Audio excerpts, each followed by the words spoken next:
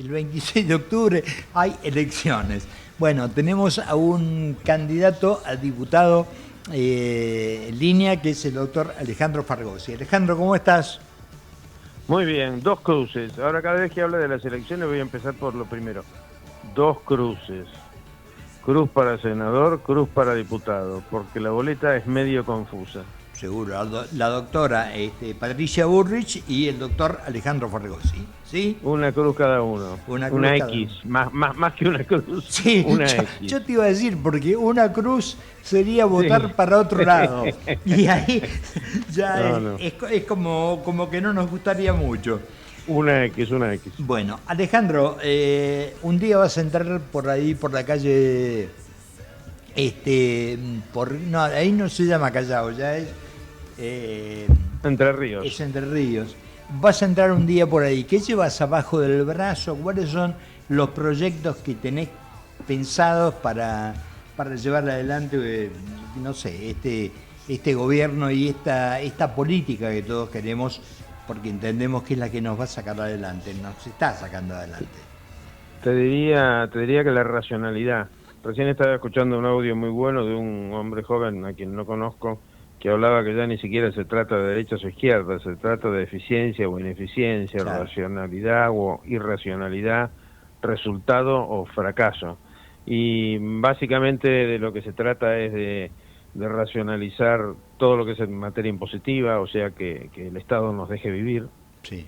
pero no solamente protegiéndonos de los delincuentes, sino no sacándonos la plata, que no tengamos que tener un contador y un abogado al lado para poder sobrepasar la barrera inevitable de las declaraciones anuales de impuestos, no volvernos locos con un régimen laboral que nos impide contratar empleados, un régimen legal que nos dé libertad.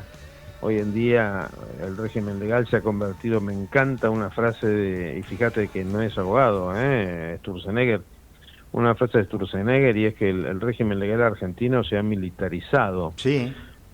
Viste que el principio medular de la Constitución es que todo lo que no está explícitamente prohibido está permitido. Claro. Bueno, en los hechos, yo tengo, el año que viene cumplo 50 años de abogado, fui viendo como poco a poco, cuando uno se sienta a pensar cuál fue la evolución, poco a poco hemos invertido ese principio. Todo lo que no está explícitamente permitido está prohibido, y eso es una barbaridad.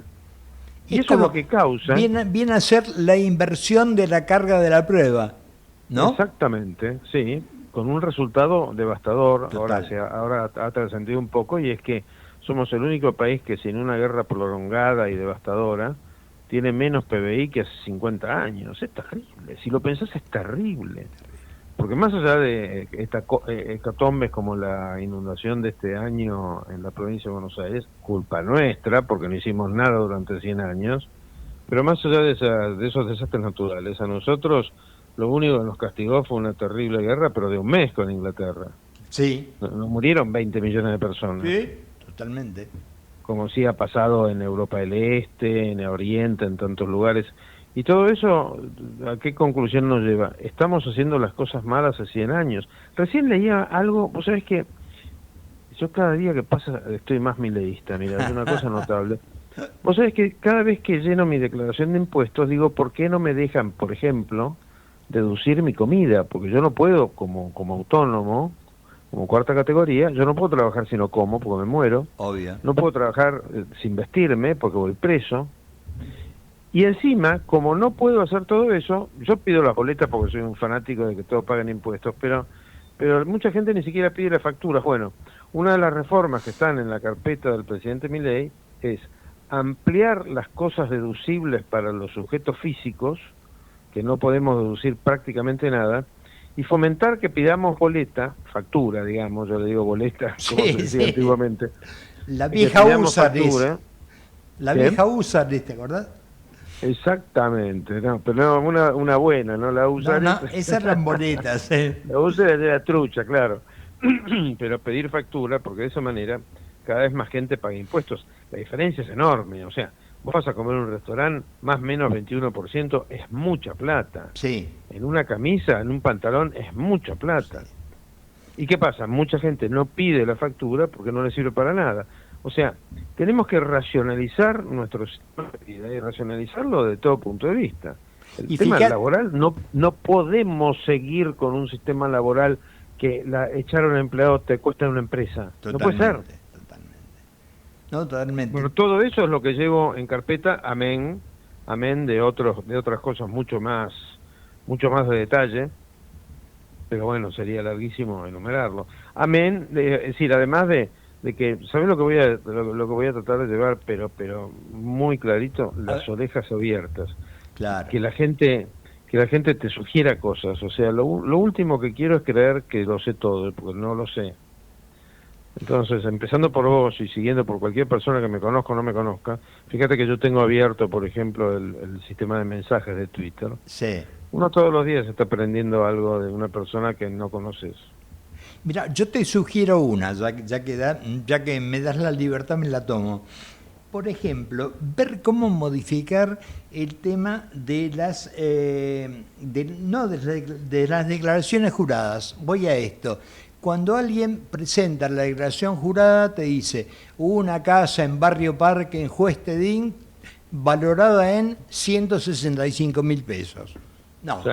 ¿No hay una forma de establecer que sea el valor de mercado?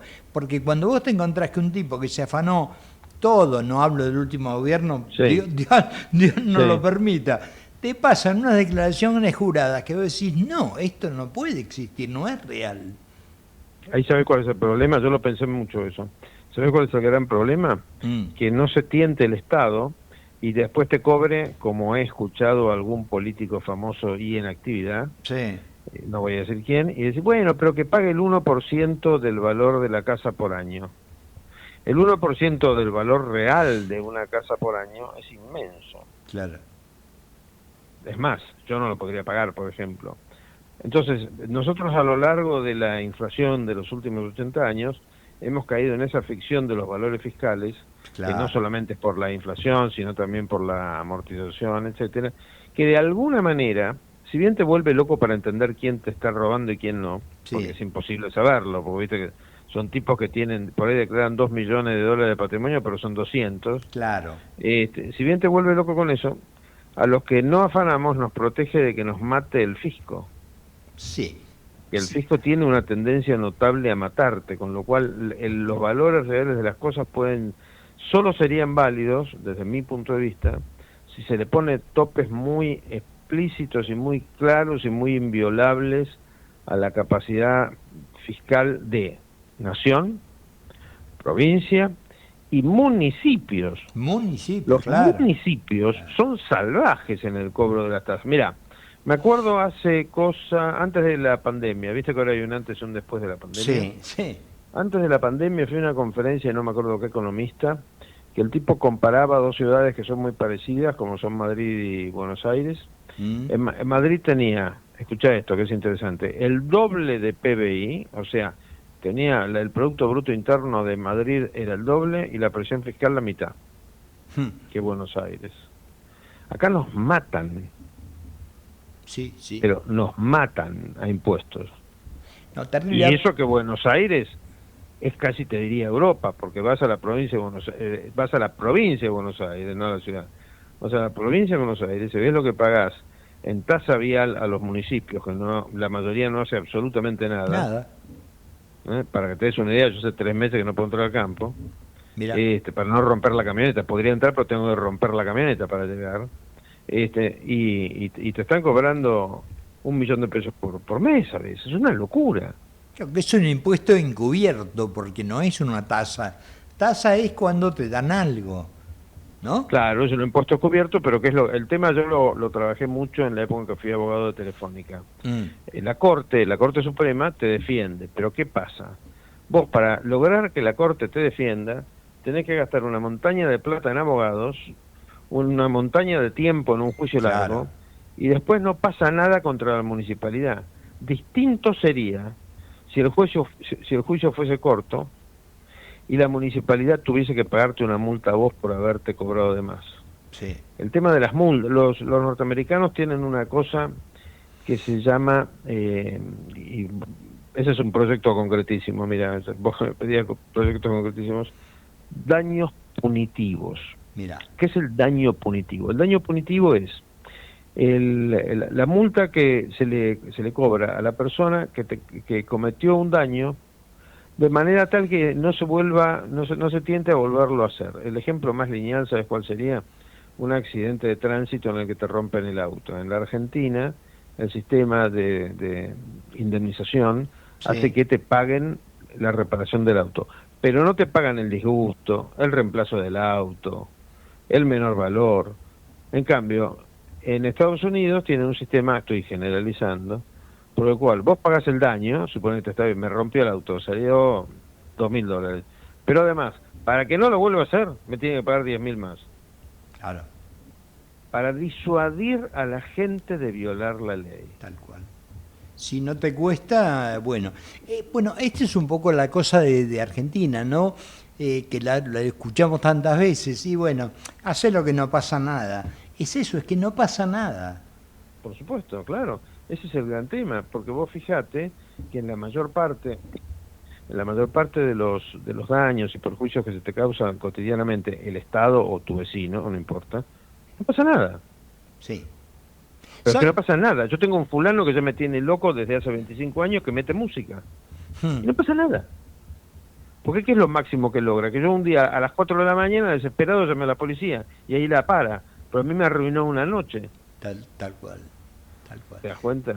En la medida en que a vos te causan daños que no se reparan, o que acceder al sistema judicial es muy caro, y acá viene otra cosa, no lo tendría que decir porque si no me van a votar mis colegas, pero que los juicios de menor cuantía no tienen que tener abogado. Claro. Porque si vos empezás a defenderte y lo primero que te pasa es que tenés que gastar plata, tendés a aguantar y no defenderte. Alejandro, yo no sé si se habrá modificado, pero hasta hace poco la mala praxis médica tenía 10 años para poder ir contra el médico, contra la sanatorio, lo que fuera. Sí. 10 años. Yo insisto, ignoro si se modificó, pero vos imagínate que 10 años después, bueno, qué sé yo. Es como mucho. Sí, yo te diría, hay una cosa que a mí me encantaba cuando era chico y alguna vez la usé, lo confieso, total, ya prescribió, que era copiarme. O sea, trataba de sentarme al lado de algún buen alumno y por ahí le mangaba algún conocimiento prestado cuando no nos escuchaban. Hay muchos ejemplos en el mundo, podemos imitar a los que les va bien, no es tan difícil. Claro. Totalmente. Te voy a poner un ejemplo tonto y que afecta a una parte de la población. No es una parte mayoritaria, pero es una parte respetable. Los que podemos darnos el lujo de viajar al exterior. ¿Me podés explicar por qué motivo tienen que revisarnos las valijas? ¿Por qué presumen que somos contrabandistas? Sí. Bueno, algunas no las revisan, te cuento. Claro. ¿Querés que te cuente una anécdota? A ver, dale. Hace años me invitaron en el año 2013 a la última elección de Chávez en Venezuela, a ser veedor. Por supuesto fui el único nabo que se pagó el pasaje, el resto logró que se lo pagara algún organismo del Estado, yo pagué el mío. Claro. Pero lo cierto es que cuando volvimos, yo me voy manso, obediente como siempre, me voy a hacer la cola de la aduana. Y de repente los diputados y senadores que habían viajado conmigo me hacen señas, vení por acá. Todos ellos tienen un pasadizo especial donde no hacen aduana. Claro. Bueno, es porque como... el ejemplo tonto que te estoy dando. O sea, es toda una ventajita para la casta. Sí. La casta. Sí. Estamos llenos de castas. La casta judicial, la casta legal, la casta ingenieril, cada una tiene más poder unas que otras, y algunos pobres giles somos cuarta categoría autónomos, que ahí estamos fritos porque no tenemos ninguna casta. Sí, y después te pasan la valija de Antonini Williamson, que a mí me causa muchísima gracia, porque todo el mundo habla de la valija de los $800.000, sí, y es la cantidad que habrán pasado. En ese mismo vuelo, la cantidad de valijas que pasaron, y aparte ese vuelo que era muy frecuente, y acá se les pudrió todo, porque como estaba el Tango 01, estaba el avión presidencial, no pudieron ir al lugar donde habitualmente iban, que es a la zona militar del aeroparque. Si no, hubieran pasado como todos los días. Bueno, acordate, a mí no me gusta hacer cuentos muy antiguos porque siempre terminan ligándola a gente que ni siquiera está viva. Pero hace muchos años un presidente argentino fue a Japón en una comitiva oficial en un jumbo y el jumbo no pudo despegar de lo cargado que venía de las valijas diplomáticas. Pero esto en serio, fue posta, tuvieron que parar, bajar parte del equipo y seguir vuelo. No. Ahora, pensá, por ejemplo, en la provincia de Buenos Aires, esto que te decía de las inundaciones. Hace 100 años que no se hacen obras viales. Máxima, la reina de Holanda, consiguió que Holanda, que está abajo del nivel del mar, o sea, si los tipos no hacen las cosas bien, desaparece Holanda entera, consiguió que unos expertos holandeses vinieran a hacer análisis, todo quedó en la nada. Hoy en día tenés a la provincia de Buenos Aires medio inundada, literalmente medio inundada, media provincia bajo el agua. Totalmente. Que es de donde nosotros sacamos la plata, porque no la sacamos de otros lados, la sacamos de la producción agropecuaria. Pero para recitales, para fiestas y para todo hay. No quiero dejar de destacar algo, Alejandro, que me quedó y me gusta mucho cuando vos hablás cuando hablábamos de la evaluación fiscal y la posibilidad de que el gobierno venga y te ponga un impuesto más. Te veo haciendo políticas de Estado, porque eso no es probable que ocurra con este gobierno. Pero mirando más adelante pueden venir otros gobiernos que sí tengan esas ideas. Por eso me gustó esto de no sembrar únicamente ahora para este gobierno y para lo que se piensa, sino que pensar en todo, ¿no? Ahora dentro de un rato, exactamente, ahora dentro de un rato tengo que ir a dar una charla, a conversar con un grupo de abogados de la Libertad Avanza, abogados jóvenes, y lo que les voy a transmitir es mi experiencia, y es que me he dado cuenta con el paso del tiempo, 50 años es mucho tiempo de ejercicio profesional, mucho tiempo, vi de todo. Gardel fue el primero que nos engañó, que nos dijo que 20 años no es nada, pero nos engañó. Sí, tal cual. Ayer estaba viendo una foto de hace 20 años, casi me suicido. Y 20, no 50, imagínate. Pero es muy importante cuando uno redacta una ley, tener en cuenta que debes tener varias premisas muy, muy claras. Tema número 1, esa ley va a ser aplicada muy probablemente en un conflicto entre dos abogados. Sí. Con lo cual van a hacer lo posible para torcer lo que dice la ley. La tenés que escribir muy clara, muy clara, muy clara, muy clara. Sea abogado del Estado, abogado privado, no me importa, pero va a haber un Estado una contraparte que te va a querer invocar con algo. Y segundo, la va a aplicar un juez que está lejos de ser el ideal. Porque nosotros, había un muy famoso profesor de Derecho de la década del 40, que cuando tenía dudas si aprobar o no aprobar un alumno, era un buen viejo. Yo no lo conocía, me lo contaron. Él decía, apruébemoslo, total, si no sirve para abogado, servirá para juez. ¡Qué bueno! Esto fue hace 80 años, a ver si nos entendemos. Y entonces, ¿qué pasa? Cuando vos no escribís muy bien una ley, te aparece algún juez que por plata o por bruto hace una barbaridad. Es muy importante escribir bien las leyes, pero muy importante. Fíjate, viste que se ha creado el mito de que Milei quiso impedir ficha limpia cuando en realidad es el único presidente que logró que la aprobaran en diputados. Sí, claro. Como interviene en el tema y también me lo imputan a mí. Viste que la política se convirtió en una competencia de insultos, ¿no? En una competencia de ideas, pero por eso ni los contesto. Pero vos podés creer que cuando el presidente me pidió que ayudara con eso, me di cuenta que cuando modificaron la ley que se cayó el 27 de noviembre, me acuerdo porque es un día antes de mi cumpleaños, la ley que se cayó el 27 de noviembre, se habían olvidado que tenían que reformar otras dos leyes. Se habían olvidado, era una ley que no se podía aplicar porque había una contradicción de términos entre la que estaban sancionando y otras dos que se habían olvidado de cambiar. No tiene sentido explicarlo más en detalle, pero eso tiene que ver con una cosa que se llama conocimiento jurídico. conocimiento jurídico. Punto. Hay que agotar al máximo posible que cuando se redacta una ley esté lo más estudiado que sea posible. Te cuento una anécdota para que veas hasta qué punto el tema no es nuevo. A ver. Cuando se sancionó el divorcio vincular, o sea, la posibilidad de volver a casarse, que yo tendría 30 años, en la época de los Con Alfonsín fue, ¿no? Con Alfonsín. Sí.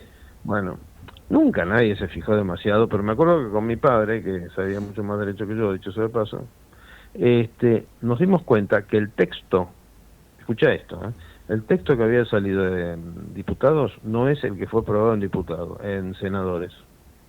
Y nunca nadie le prestó la más mínima atención. No era una diferencia sustancial, pero no era el mismo. Mira. Y nunca, como todo el mundo quería que saliera esa bendita ley y nos dejáramos de jorobar con eso, de que uno no se podía volver a casar si se divorciaba, pasó, igual, además son errores que hay que corregir, y bueno, una de mis funciones va a ser esa. Te digo que yo lo veo como de dos lados, ¿no? Una función, tratar de corregir esas cosas en la medida de mis posibilidades, obvio. Claro. Estoy lejos de la perfección, desgraciadamente. Y segundo... No, también es un tema de números, ¿no? Cuando se vota algo, te tiene que dar la... Sí, por supuesto. Además, ¿no? Que no es fácil.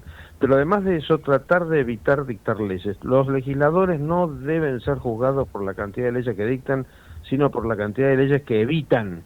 Exacto. ¿Y por qué te digo esto? Porque la mayoría de las leyes implica una restricción a la libertad individual. La mayoría, no todas. Algunas son una ratificación de la libertad individual, pero la mayoría son una limitación a la libertad individual.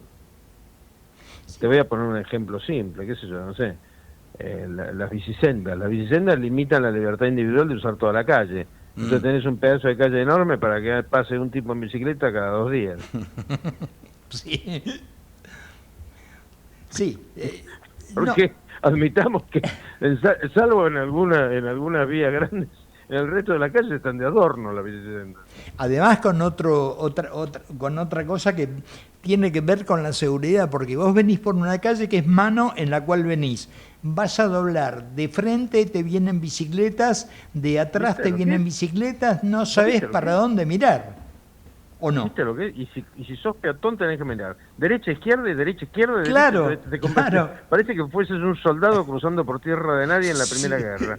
Sí, es tremendo, es tremendo. Las pavadas que hacemos, no, realmente a veces vos es que yo trato de tomármelo con buen humor, ¿no? Pero las pavadas que hacen nuestros gobernantes para sacar algún votito de por ahí son una cosa impresionante, realmente son impresionantes. Sí. Yo una de las cosas que trataría, dentro de mi ignorancia, pero te lo tiro vos que sabés, en esto de las leyes, primero coincido con vos, esto, digamos, el Congreso no es una fábrica de, no sé, de ruedas, no tiene que producir y producir y producir. Hay países que tienen, como Estados Unidos, que son enmiendas, correcciones, pero no es que están fabricando leyes nuevas todos los días. Exacto. Pero yo algo que evitaría es el término podrá. O sea, o tenés libertad, ambulatoria, o tenés libertad, pero no podrá darle la prisión domiciliaria, podrá bueno, dejarlo, podrá... Ahí tenés un término, eso se hace, originalmente se ha hecho, para evitar caer en una especie de aplicación automática de las leyes, tanto penales como de otro tipo. Pero ¿qué pasa? Cuando el juez no es una persona muy equilibrada, sabia, mesurada y decente, hace un desastre. Y te voy a poner un ejemplo muy concreto. Y perdón que cite un número, pero quizás a los oyentes les interese. A ver. En el Código Penal hay un artículo que es el 34, que básicamente lo que te dice es que si vos te emborrachaste o te drogaste, no podés usar eso como argumento para aminorar la pena o para eximirte de la responsabilidad diciendo, lo maté pero no me di cuenta porque estaba borracho, porque estaba drogado. ¿Sí? Cosa que es lógica por completo. ¿Vos podés creer que fuese que lo aplican al revés? Como atenuante. No, como atenuante, ¿vos podés creer eso? No. Y lo que es peor, Carlos, lo que es peor, mira, hoy casualmente lo tuiteé, o ayer, no me acuerdo, lo que es peor es que los jueces son impunes. Porque cuando los jueces hacen barbaridades, casi nunca tienen consecuencias. Ellos, que son los que la tienen que tener. Sí, Ejemplo, sí, sí. lo que ha hecho este señor, que es juez federal en La Plata, con decidir que como el que se cayó fue Esper, lo podía reemplazar cualquiera. No, la ley dice otra cosa. Lo primero que tiene que hacer es respetar la ley. Es juez, no es legislador. Tal cual, tal cual. ¿Te das cuenta? Entonces, eso no puede pasar como si tal cosa. Eso tiene por lo menos que ser sancionado, por lo menos que ser juzgado. Después veremos si lo sancionan, si lo echan. Pero la impunidad judicial no es la independencia judicial. Acá nos han convencido de que los jueces, para ser libres, tienen que estar más allá de la ley. Te lo juro, en serio, ¿eh? No te lo dicen de esa manera. Te digo, porque tuve 4 años en el Consejo de la Magistratura y a duras penas se juzgó a 2 jueces, y eso porque habían sido jueces en la época del proceso. Pero el señor Ollarvide le metí 8 pedidos de juicio político y zafó de los 8. ¿Eh? Claro. Mejor dicho, zafó. Nunca se los hicieron. Nunca. No, realmente, vos fíjate, yo no sé en cuántos países, cuando, no sé, le hacen un juicio a, no sé, a cualquiera, espera, el que quieras, uno se pregunta, le tocó a Ercolini, le tocó a fulano. Claro. Ya previamente uno sabe para qué lado va a ir, con lo cual no debiera ocurrir. No debiera ocurrir. Sí. Mira, yo no Eso es una barbaridad, eso es algo que tenemos que corregir, pero ahí hay un detalle catastrófico. Desde 1983, la decisión de quién es y quién no es juez la tiene el peronismo. Claro. Y el peronismo es un partido político que tiene su teoría, es que ellos son los dueños de la pelota. Así que el fútbol se juega si ellos ponen la presión o no. Mira, yo no me puedo acordar el nombre ahora, a lo mejor vos sí, de una integrante de la Corte Suprema, con una mujer que era de izquierda, que había figurado como desaparecida en su momento. Sí. No me acuerdo el nombre. Argibay, Carmen Argibay, exactamente. Le tocó votar contra cuando lo habían, cuando a Luis Patti, ¿te acordás que nos lo dejaron subir? Y ella votó a favor de que subiera. Y dijo, yo no llegué a este lugar para darme los gustos personales, sino para hacer cumplir la ley. Vos sabés que, mira, viene muy bien que menciones eso, ya Carmen Argibay murió. Murió. Pero cuando la nombraron yo tuve un pequeño disgusto porque digo, chau, sonamos, va a ser un desastre. Y no fue un desastre, fue una jueza maravillosa que tuvo la hidalguía, el honor, la inteligencia y la decencia de precisamente decir eso, que ella no estaba ahí para cumplir con sus pruritos ideológicos, sino para aplicar las leyes. Así que esto, un homenaje más de los que se merece Carmen Argibay. Bueno, esto es lo que debiéramos intentar o luchar para tener en todos los ámbitos, ¿no? Bueno, mirá, este señor que está de juez federal en la provincia de Buenos Aires, él y su padre, que también es juez, son exactamente la antítesis de lo que está diciendo. Sí. Bueno, vos te acordás que Alejo Ramos Padilla en un momento dado lo habían llevado, creo que a Bahía Blanca, como con juez o no sé qué, porque tenía que ver un tema de Lázaro Báez. Entonces, como no había un juez ahí... No, es una monstruosidad. Pero olvídate de lograr un juicio político. Claro. Porque los juicios políticos uno los propone, te digo, porque estaba ahí, uno los propone y claro, según quien sea la mayoría del consejo, caminan o no caminan. Y la mayoría del consejo es peronista. Claro. Olvídate.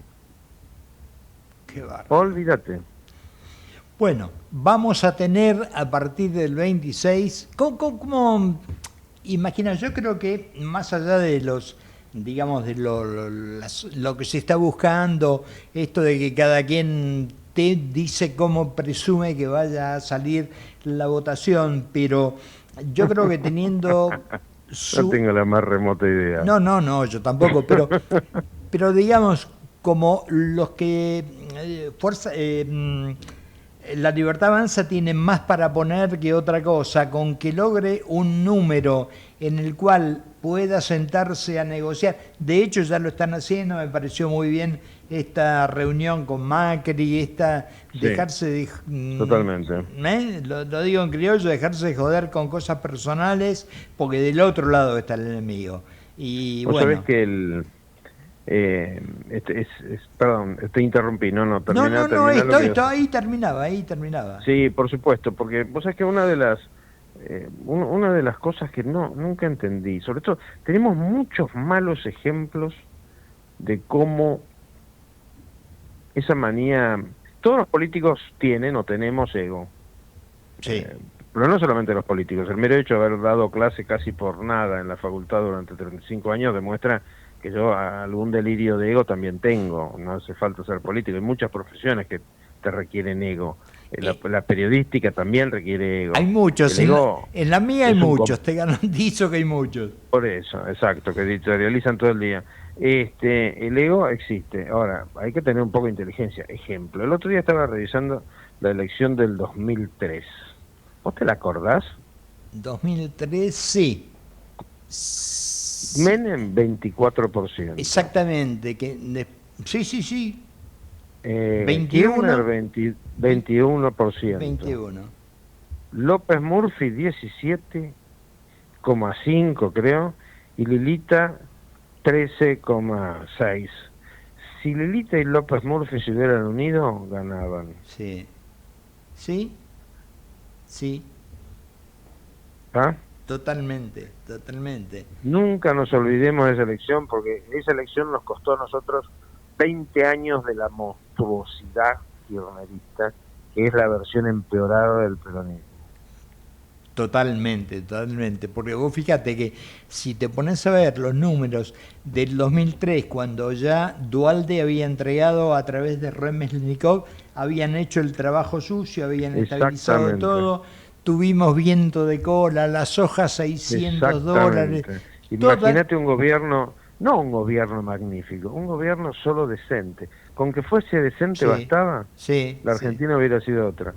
Y entramos en la noche kirchnerista que nos ha costado 2 millones de personas idas del país. 2 millones, que además son hijos, nietos, sobrinos, hermanos nuestros. Sí, y además de eso, digamos, lo que todavía... Porque hay gente que todavía, yo escuchaba hoy a la mañana, ¿no? ¿Viste esos llamados que hace la gente a las radios? Donde decía, bueno, todavía Milei sigue hablando de la herencia. Es que sí tenés que seguir hablando de la herencia, porque te dejaron... La herencia la vamos a pagar 30 años. Claro, absolutamente. No podés, Claro. no es, me chocaron un guardabarro, no, destrucción total del auto. Entonces no lo puedo tener el fin de semana para irme de paseo. Totalmente. Claro, eso por ahí los jóvenes no lo entienden muy bien, pero si supieran que la Argentina tenía más Producto Bruto que Brasil hace menos de 50 años, no lo creerían. Claro.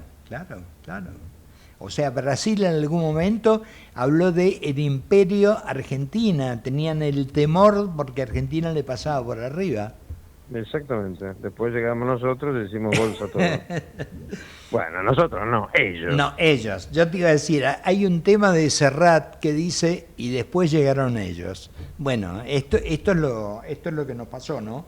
Y te digo, y encima con algunos agravantes que tienen que ver con esta asociación muy grande que hay con la izquierda, que lo termina de complicar, ¿no?